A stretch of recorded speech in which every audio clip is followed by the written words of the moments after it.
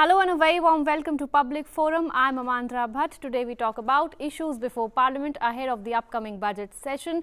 Parliament convenes on the 23rd of this month, and with the JNU row and the ensuing violence and the recent suicide of a Dalit scholar at Hyderabad University taking on a political colour, there are signs that this session could be a washout. What then will be the fate of crucial legislation such as the GST bill, and could this be the most challenging session yet for the Modi government? We discuss. The deal that has been described as historic by Iran caps a decade of on-off negotiations and marks the beginning of the end of one of the world's most serious crises. But it has also angered Iran's opponents, who have described it as a bad mistake of historic proportions. So what impact will the agreement have on the political landscape of the Middle East, and how will it impact Iran's foreign relations and the global economy? We discuss. President Obama has said that all pathways to a nuclear weapon for Iran have been blocked. The visit comes on the heels of the nearly 4-month-old blockade of the India-Nepal border being lifted and the Nepal government amending its new constitution to meet the demands of the agitating Madhesis.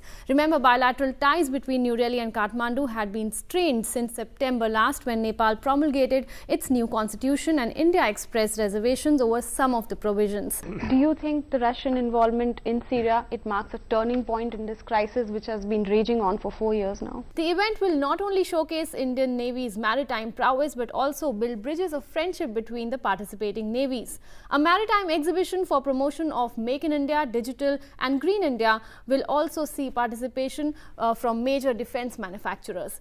A rare spectacle, this is the second time an international fleet review with foreign navies being invited is being held in India, the last one being held off Mumbai in 2001.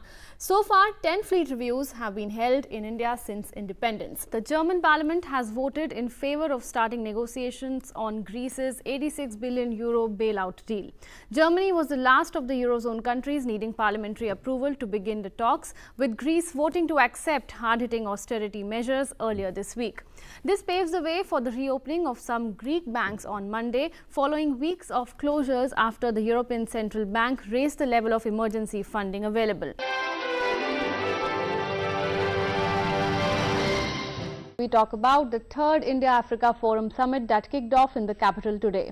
It is the biggest diplomatic event hosted by India since the NAM Summit of 1983, with all 54 countries of the African continent to be represented. On the agenda will be stepping up trade ties, particularly in oil and gas sector, strengthening maritime cooperation and lifting the overall engagement to a new high. Mr. Devraj, but it does somewhere, completely shatter the Pakistani contention that 26/11 attacks and other terror attacks that have been blamed on terrorists operating from Pakistani soil is the handiwork of non-state actors. How do you view India's policy towards Nepal, particularly in the course of last, 1.5 years?